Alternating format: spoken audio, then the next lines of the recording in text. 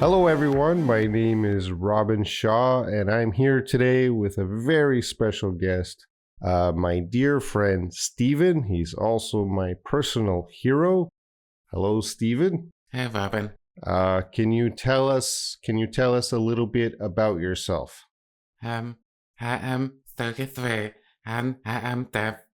I can communicate with you right now through lip reading and listening through my ear aids. All right. So yes, he is deaf, and he can understand me because he can hear a little bit through his hearing aids, and he has to read my lips. Yes, And where did we meet? we met in North Korea 5 years ago. That's right. I was traveling in North Korea for a few weeks, and we had to stay in the same room for about a week or two.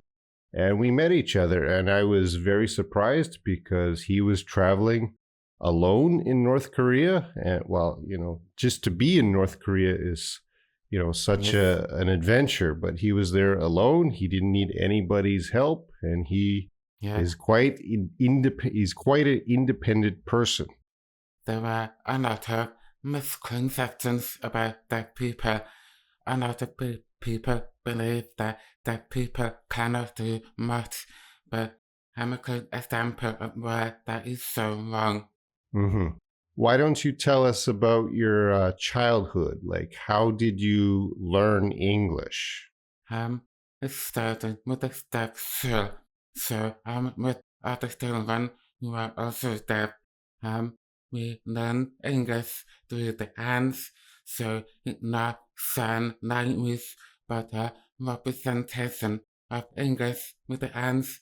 So through that medium, we learn the structure of English, and also my family are all hearing, so I'm isolated from the conversation, so I spend a lot of time reading, so I learn more English through books. Through books, yes. That is amazing.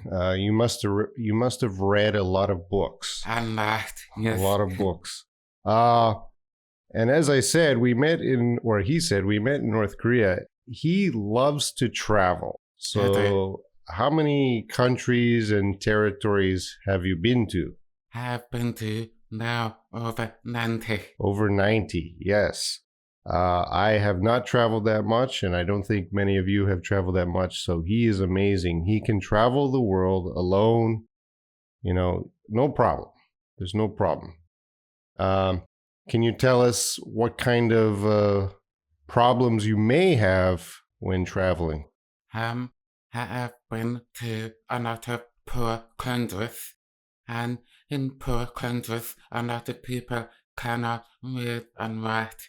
So, a lot of the time when I communicate, I have to use pen and paper.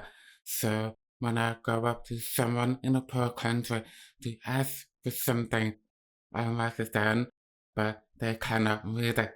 So, I've had to adapt to that by miming, for example, or drawing a picture. So that's a good example. Okay, and what country are you planning to travel in the near future? Um, there's so much more of the world that I want to see.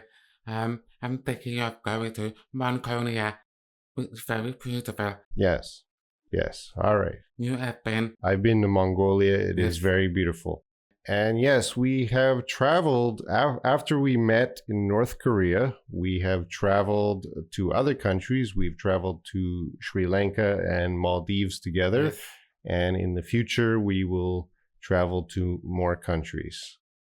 All right. Thank you very much, Stephen. you're I'm welcome. very happy you did this and you shared a part of your life with our viewers and your struggles traveling around the world and learning and speaking English. So thank you very much. Uh, All right. Thank you, everyone, for watching, and I'll see you next time.